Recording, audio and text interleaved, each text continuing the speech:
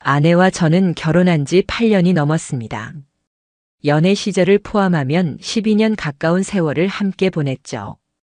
저는 택배 물류 쪽 일을 하고 있었고, 아내는 학원에서 행정직으로 일하고 있었습니다. 큰 갈등 없이 평온하게 살아왔다고 생각했습니다. 물론 서로 피곤하고 바쁜 나날이 이어지면서 예전만큼 살갑게 굴지는 않았지만 그래도 남들 보기에 꽤 괜찮은 부부였을 겁니다. 저는 그게 전부라고 믿고 있었습니다. 진짜로요. 하지만 지금 생각하면 그게 다 착각이었단 걸 인정할 수밖에 없습니다. 저는 그걸 너무 뒤늦게 깨달았습니다. 그리고 그 대가로 제 인생의 모든 믿음이 송두리째 부서지는 경험을 하게 됐습니다.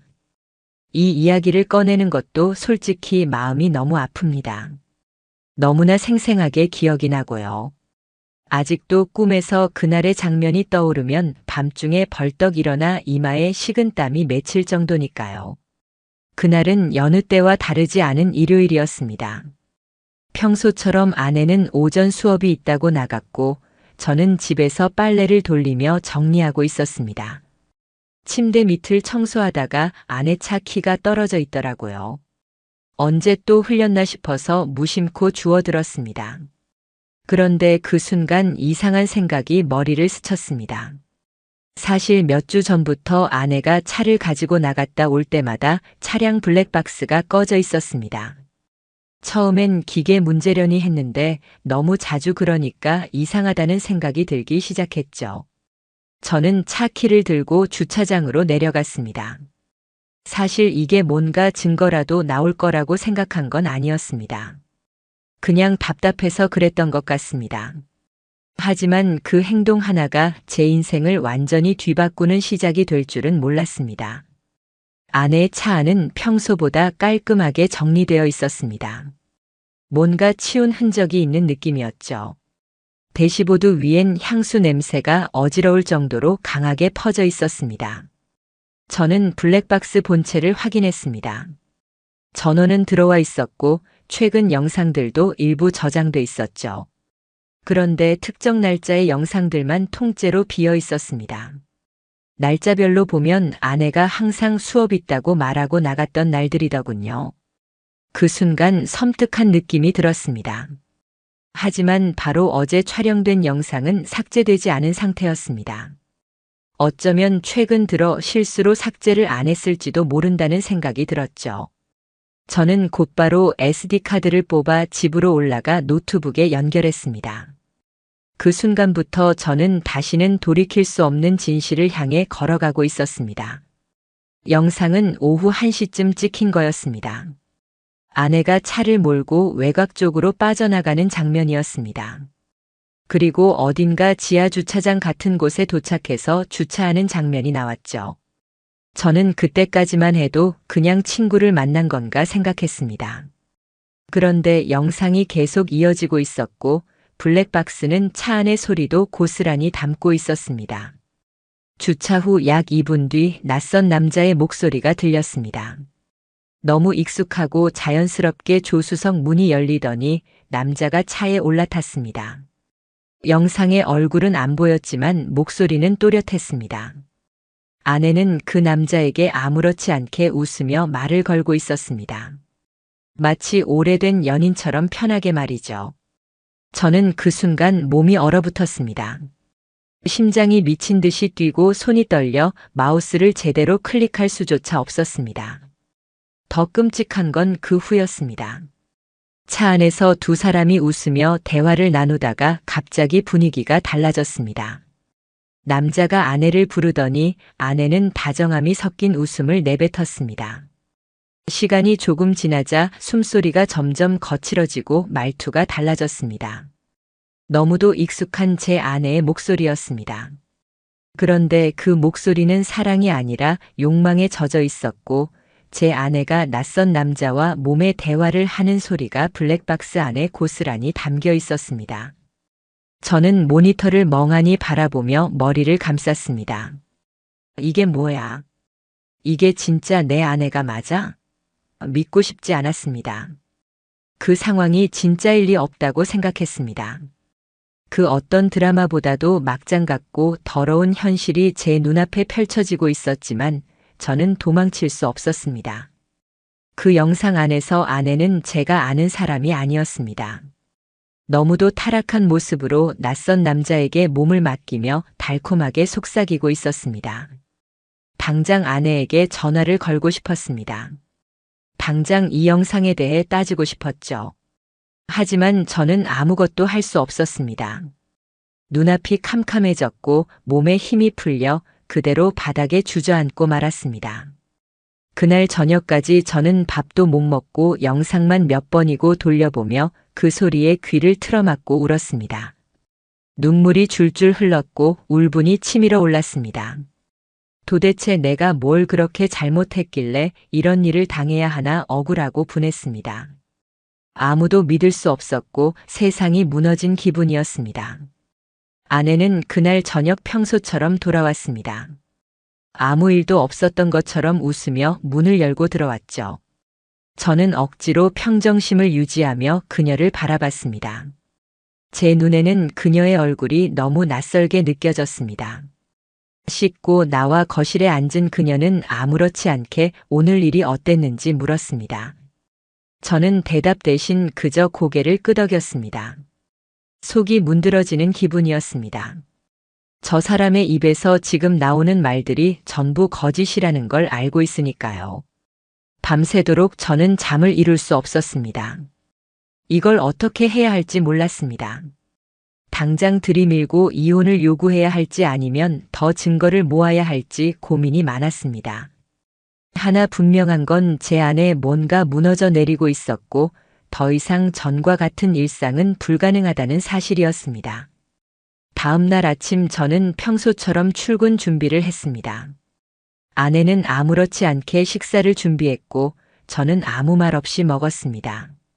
그런데 그 밥맛이 그렇게 쓰디쓰고 역겹게 느껴질 줄은 몰랐습니다.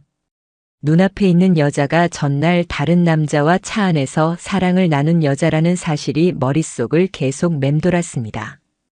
그녀가 사용하는 그릇 하나하나 냄비에 묻은 기름 자국까지 모두 더럽고 혐오스럽게 느껴졌습니다. 그날부터 저는 아내의 모든 행동을 감시하기 시작했습니다.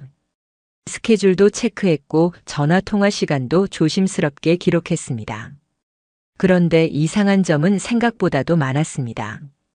우선 그녀의 휴대폰은 언제부터인가 비밀번호가 바뀌어 있었습니다. 예전엔 저와 공유하던 패턴이었는데 며칠 전부터 갑자기 바뀌었더라고요. 처음엔 대수롭지 않게 넘겼던 일이었지만 이제는 뼈저리게 수상하게 느껴졌습니다. 그리고 그녀는 최근 몇 달 사이에 갑자기 옷 스타일이 확 바뀌었습니다. 평소엔 트레이닝이나 편안한 블라우스를 주로 입던 아내였는데 요즘은 몸에 딱 붙는 원피스에 하이힐까지 신더군요. 속옷도 고급스러운 브랜드로 바뀌어 있었습니다. 제가 선물한 적 없는 디자인과 색감이었죠. 특히 붉은색과 검정색이 많아졌습니다. 그런 류는 제가 싫어한다는 걸 알면서도 그녀는 신경 쓰지 않는 듯 했죠. 제가 일을 마치고 집에 돌아오면 아내는 늘 씻고 난 상태였습니다. 마치 뭔가를 감추려는 듯 향수를 진하게 뿌리고 립밤까지 새로 바르고 있었죠. 이전과는 다른 그녀의 습관들이 하나하나 눈에 띄기 시작했고 제 머릿속은 점점 뒤틀려갔습니다. 머릿속에서 그녀와 그 남자와의 대화가 떠오르기 시작하면 저는 미쳐버릴 것 같았습니다. 그러던 어느 날, 저는 다시 아내의 블랙박스를 확인했습니다. 이번엔 아예 SD카드를 통째로 복사해두고 모조리 복구 프로그램을 돌렸습니다. 삭제된 파일들이 줄줄이 복구되었고 그 안에는 끔찍한 진실이 또 있었습니다. 지하 주차장뿐 아니라 모텔 근처로 보이는 공간에서 찍힌 영상도 있었고 두 사람이 차를 타고 들어가는 장면도 있었습니다.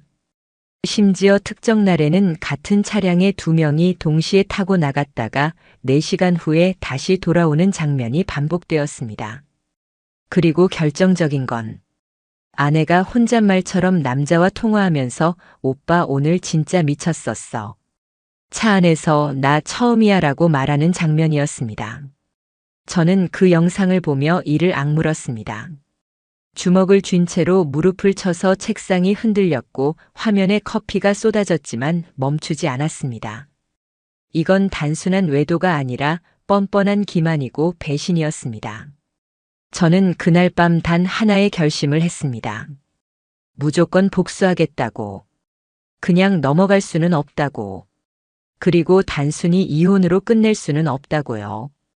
이 여자가 나를 우습게 봤고 내가 영영 모르고 살 줄 알았겠지만 이제부터는 내가 가만히 있지 않을 거라고 스스로 다짐했습니다. 그 복수는 아주 철저하고 은밀하게 시작됐습니다. 저는 지인을 통해 사설 흥신소에 의뢰를 넣었습니다. 아내의 동선과 만나는 남자의 신원을 조사해달라고 했죠. 비용은 들었지만 감정에 비하면 아무것도 아니었습니다. 그 며칠이 얼마나 지옥 같았는지 말로 표현이 안 됩니다. 제 아내가 또다시 그 남자를 만나러 나간 날 저는 베란다에서 한숨을 쉬며 밤하늘을 바라봤습니다. 그저 그 남자를 나락으로 가게 하고 싶다는 충동만 가득했죠. 조사 결과는 생각보다 빨리 도착했습니다. 남자의 이름은 강진욱. 37세. 피트니스 센터의 개인 트레이너였습니다. 아내는 몇 달 전부터 그 헬스장에 등록했다며 다닌다고 했었는데 거기서 그 남자를 만난 것이었죠. 문제는 그 남자가 유부남이라는 사실이었습니다. 저보다 2살 많았고 심지어 아이도 하나 있는 사람이었습니다. 저는 분노가 치밀어 올랐습니다. 기가 막혔습니다. 남의 아내와 몸을 섞는 것도 역겨운데 지 자신의 가족이 있으면서 우리 가정을 짓밟았다는 사실이 도저히 용서가 안 됐습니다. 아내도 마찬가지였습니다. 도대체 어떤 배짱으로 유부남과 불륜을 저질렀는지. 제가 한때 사랑했고 함께 인생을 나눈 여자가 이렇게 타락한 모습으로 무너졌다는 게 믿기지 않았습니다. 저는 일부러 아무것도 모르는 척했습니다. 일부러 그날 이후 더 친절하게 굴었고 심지어 아내가 좋아하는 케이크까지 사서 집에 들어갔습니다. 그녀는 당황한 눈빛으로 저를 쳐다봤습니다. 아마도 뭔가 들킨 건 아닌가 싶었겠죠. 저는 일부러 손을 잡고 식탁에 앉아 평소와 다름없는 미소를 지었습니다. 그 웃음이 얼마나 무서운지 그녀는 아마 몰랐을 겁니다. 그녀가 씻으러 들어간 사이 저는 그녀의 가방을 뒤졌습니다. 그 안에는 향수 2개와 낯선 남자 이름으로 된 명함이 들어 있었습니다. 저는 그걸 사진으로 찍어두고 다시 제자리에 넣었습니다.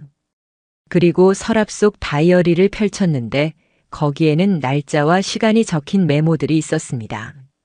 예를 들어 4시. 진욱. 이 호텔 이런 식이었죠. 저는 그것들을 몽땅 사진으로 찍고 다시 덮었습니다. 그리고 머릿속으로 복수 시나리오를 하나하나 짜기 시작했습니다. 더 이상 이 여자에게 감정도 연민도 없었습니다. 오직 증오와 경멸뿐이었습니다. 그리고 그 감정은 나날이 자라났고 저는 마침내 행동으로 옮길 준비를 하게 됐습니다. 저는 움직이기 시작했습니다. 더 이상 기다릴 수 없었고 더 이상 지켜만 볼 수 없었습니다. 제 손으로 이 진창 같은 현실을 끝내야만 했습니다. 그리고 그 끝은 반드시 고통이어야 했습니다. 상대가 느끼는 고통이 아니라 제가 느끼는 고통을 그대로 되돌려주는 거였죠. 그날 이후 저는 본격적으로 아내의 불륜을 녹화하기 시작했습니다. 블랙박스뿐 아니라 제 손에 든 작은 캠코더까지 동원했습니다. 저는 몰래 아내의 차 안에 초소형 녹음기를 설치했고 지갑 안에 위치 추적기를 넣었습니다. 퇴근 후에는 아내를 따라가며 차 안에서 대기했고 그 2사람이 함께 있는 순간을 포착했습니다. 그 장면은 지금도 생생합니다. 평일 오후 3시쯤. 평소보다 일찍 퇴근한 아내는 차를 몰고 시 외곽에 있는 고급 주차타워로 향했습니다. 저는 미리 흥신소에서 받은 정보를 바탕으로 근처 건물 옥상에서 망원 렌즈를 든 채 기다리고 있었습니다. 15분쯤 지났을까요? 남자가 나타났고 그녀의 차에 탑승했습니다. 두 사람은 차 안에서 대화를 나누다 어느새 서로에게 몸을 기울였습니다. 아내는 그 남자의 손을 잡고 포옹을 했고 가느다란 숨소리들이 거리낌 없이 퍼졌습니다. 차가 요동치기 시작했습니다. 제가 있는 곳까지도 흔들림이 보일 정도로. 두 사람은 좁은 공간에서 욕망을 쏟아내고 있었고 저는 그것을 하나하나 촬영했습니다. 눈물이 흐르고 손은 떨렸지만 멈출 수 없었습니다. 이게 진실이니까요. 제가 사랑했던 그 여자. 한때 제 인생 전부였던 사람이 지금 다른 남자 품에 안겨 있는 장면을 저는 카메라 렌즈를 통해 바라보고 있었습니다. 증거는 충분했습니다. 영상, 사진, 녹취록, 위치, 기록, 다이어리 메모. 그리고 제 마음속에 새겨진 씻을 수 없는 상처. 저는 변호사를 찾아갔습니다. 이혼 전문 변호사였고 자문료를 지불하고 제 자료들을 보여주었습니다. 변호사는 말이 없었습니다. 한참을 보다가 조용히 말하더군요. 증거는 완벽합니다. 상대방 배우자에게도 알리실 건가요? 그 말에 저는 멈칫했습니다. 강진욱의 아내. 그 존재조차 상상해 본 적 없었지만 알고 보니 그녀도 피해자였습니다. 저와 같은 처지의 또 다른 인생이 거기 있었던 겁니다. 저는 고민하지 않았습니다. 그 여자에게도 이 진실을 알려야 한다고 생각했습니다. 우리가 당한 고통을 공유하고 서로 증언을 도울 수 있으니까요. 며칠 후, 저는 강진욱의 집 근처에서 그 아내를 기다렸습니다. 출근 시간 즈음 그 여자가 집에서 나왔고 저는 조심스럽게 다가가 말했습니다. 강진욱 씨 부인이신가요? 잠시 말씀드릴 게 있습니다. 그녀는 처음엔 경계하는 눈빛을 보였지만 제가 사진을 꺼내자 얼굴이 하얗게 질렸습니다. 그 자리에서 무릎이 풀린 듯 주저앉았고 저는 그녀를 부축해 근처 카페로 데려갔습니다. 우리는 서로 아무 말 없이 눈물을 흘렸습니다. 말이 필요 없었습니다. 증거가 모든 걸 말해주고 있었으니까요. 그녀는 벌벌 떨면서 말했습니다. 애가 아직 너무 어린데. 어떻게 해야 하죠? 저도 무슨 말을 해야 할지 몰랐습니다. 그냥 이렇게 된 이상 각자의 선택을 하되 서로 돕자고 말했습니다. 그녀는 제 손을 잡고 말했습니다.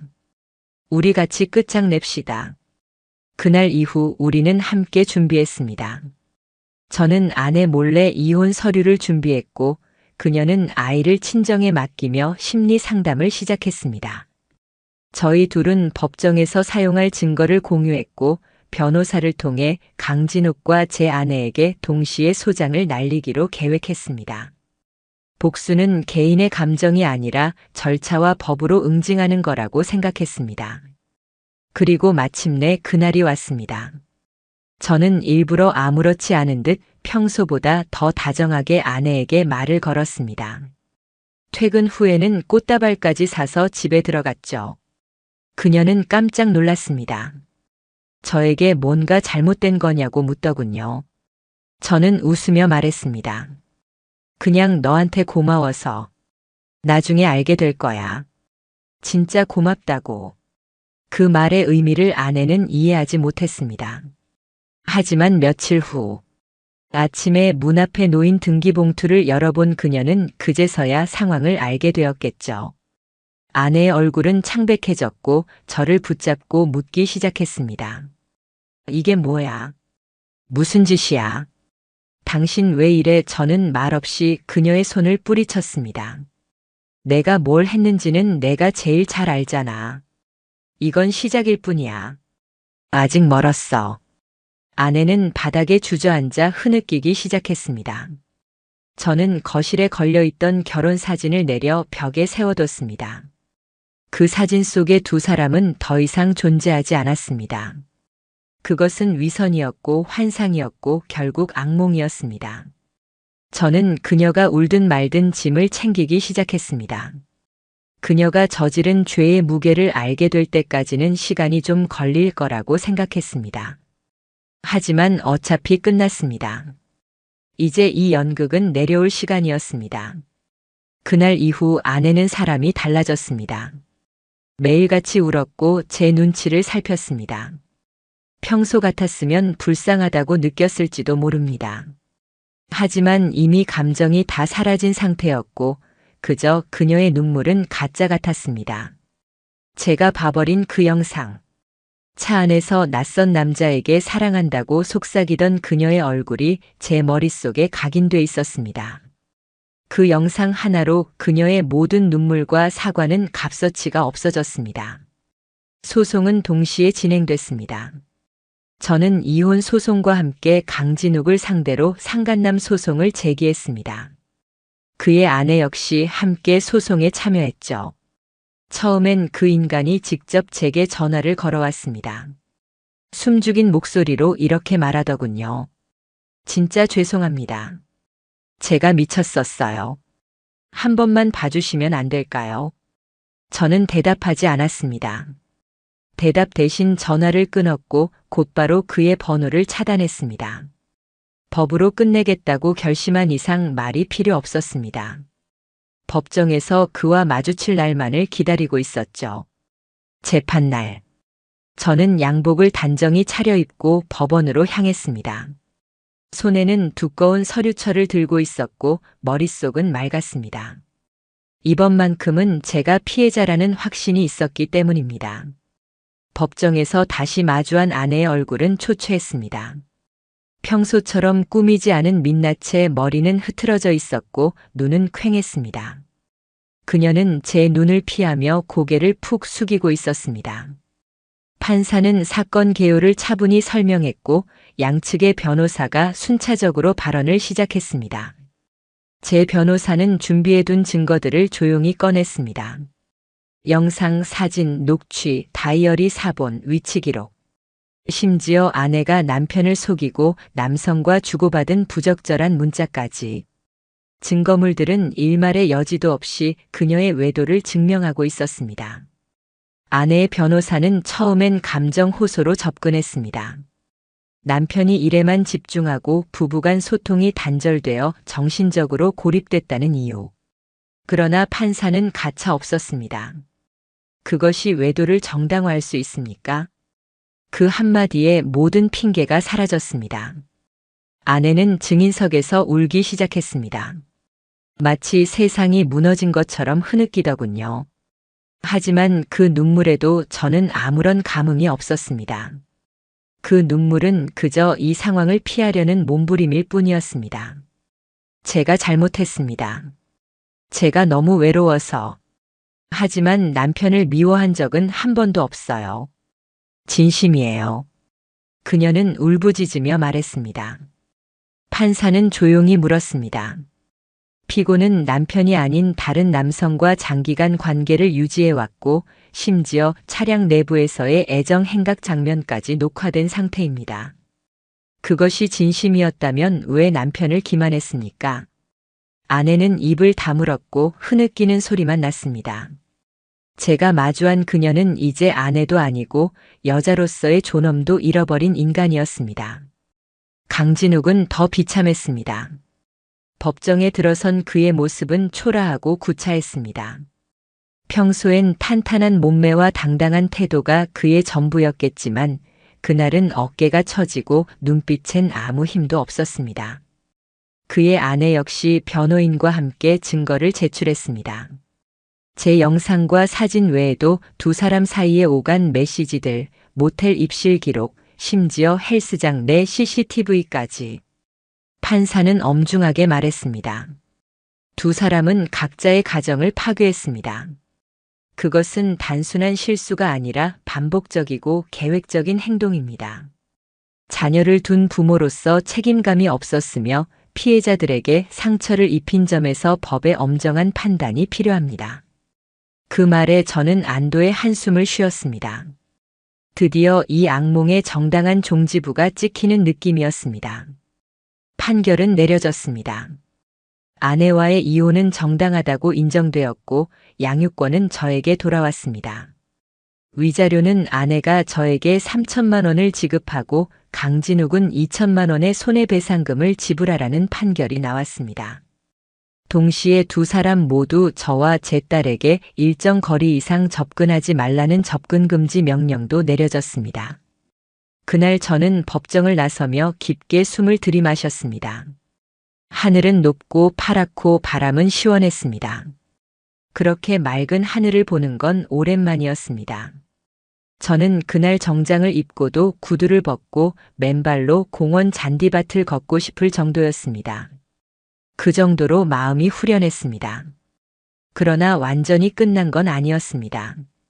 제 딸에게는 아직 아무 말도 하지 못했습니다. 엄마에 대한 진실을 어떻게 말해야 할지 고민이 많았습니다.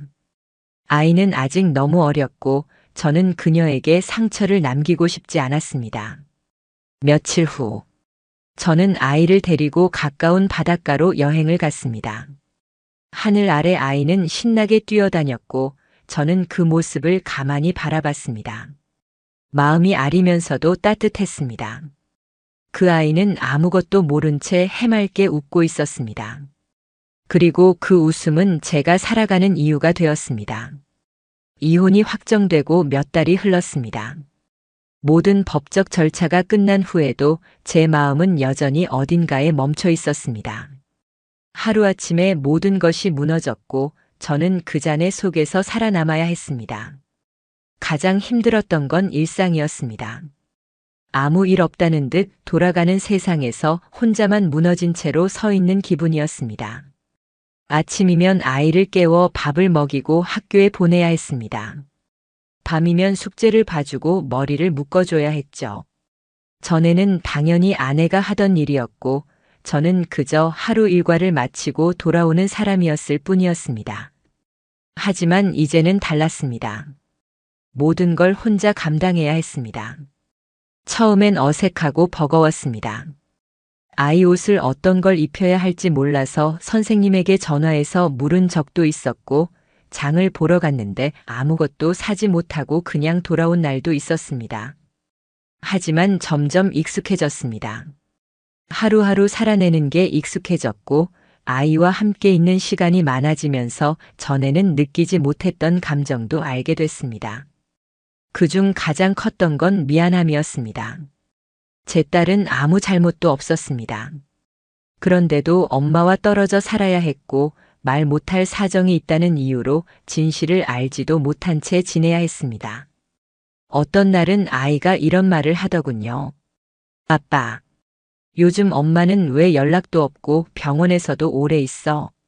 저는 침을 꿀꺽 삼키며 대답했습니다. 엄마는 조금 더 쉬어야 해. 몸이 많이 안 좋거든. 근데 아빠가 있으니까 걱정 안 해도 돼.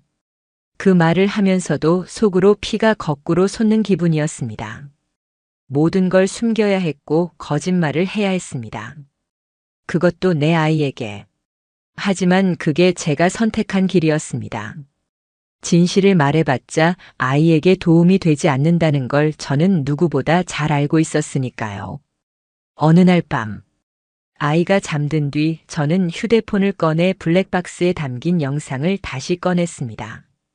수십 번 지우려 했지만 아직 남겨뒀던 그 파일. 저는 그 영상을 보며 몇 번이고 되새겼습니다. 모든 게 시작된 그 장면. 지하 주차장에서 아내와 그 남자가 만났던 순간. 아내의 목소리, 남자의 웃음소리, 그리고 차 안을 울리는 그 숨소리들. 저는 그걸 들으며 다시 눈물을 흘렸습니다. 슬퍼서가 아니었습니다. 화나서도 아니었습니다. 그냥 그때의 저 자신이 너무 불쌍해서 아무것도 모른 채 사랑이라는 이름으로 속고 살았던 그 시간들이 너무 초라하게 느껴져서 저는 그 파일을 보며 마지막으로 말했습니다. 이제는 끝이다. 더는 너한테 휘둘리지 않는다. 절대 다시는. 그리고 그 자리에서 파일을 완전히 삭제했습니다. 복구할 수 없도록 포맷까지 하고 컴퓨터를 닫았습니다. 그 순간 제 마음 어딘가에서 굳게 닫혀있던 문이 아주 조금 열리는 느낌이 들었습니다. 시간은 계속 흘렀습니다. 저는 회사를 옮겼고 이사도 했습니다. 예전 동네에선 마주칠까봐 불안해서라도 벗어나고 싶었습니다. 새로 이사한 동네는 조용했고 좋은 학군이 있었고 무엇보다 낯선 공간이 제 마음을 조금은 달래주는 것 같았습니다. 아이도 이제 제법 컸습니다. 초등학교 2학년이 되었고 친구도 많이 생겼습니다. 주말이면 같이 공원에 가서 자전거를 타거나 놀이터에서 놀았습니다. 저는 잔디밭에 앉아 아이가 웃으며 뛰노는 모습을 바라봤습니다. 그 웃음소리 하나하나가 제게는 세상에서 가장 소중한 위로였습니다. 아이의 생일이 다가오던 어느 날, 아이가 이런 말을 했습니다. 아빠, 이번 생일에 엄마도 오면 안 돼? 저는 그 말을 듣고 한참을 아무 말도 하지 못했습니다. 목이 메었고 가슴이 조여왔습니다. 저는 조용히 대답했습니다. 엄마는 아직 멀리 있어. 다음에는 꼭 불러보자. 알겠지? 아이의 눈빛엔 실망이 있었지만 고개를 끄덕였습니다. 저는 그 작고 여린 존재가 너무나 사랑스러웠고 그래서 더더욱 아내에 대한 분노가 가시지 않았습니다. 어떻게 이런 아이를 두고 그런 짓을 할 수 있었는지, 어떻게 그런 인간이 엄마라는 이름을 가질 수 있는지 도무지 이해할 수 없었습니다. 가끔씩 아내가 연락을 해왔습니다. 반성문 같은 메시지를 보내고 딸을 보고 싶다고 울며 매달리는 음성 메시지를 남기기도 했습니다. 하지만 저는 단 한 번도 응답하지 않았습니다. 감정이 없어서가 아니라 제 딸을 지키기 위해서였습니다. 저는 결심했습니다. 이 아이만큼은 어떤 더러운 세상에도 물들지 않게 하겠다고, 상처받지 않게 하겠다고. 그날 밤, 저는 아이가 잠든 방에 들어가 이불을 정리해주고 이마에 조용히 입을 맞췄습니다. 그 작은 숨소리를 들으며 저는 속으로 되뇌었습니다. 그래, 내가 이겨낸 거야. 결국은.